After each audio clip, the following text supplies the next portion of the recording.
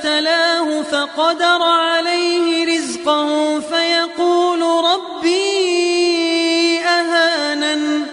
كلا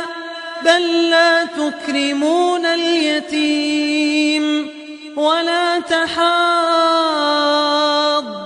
على طعام المسكين وتأكلون التراث أكلا لما وتحبون المال حبا جما كلا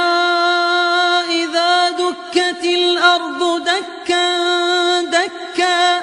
وجاء ربك والملك صفا صفا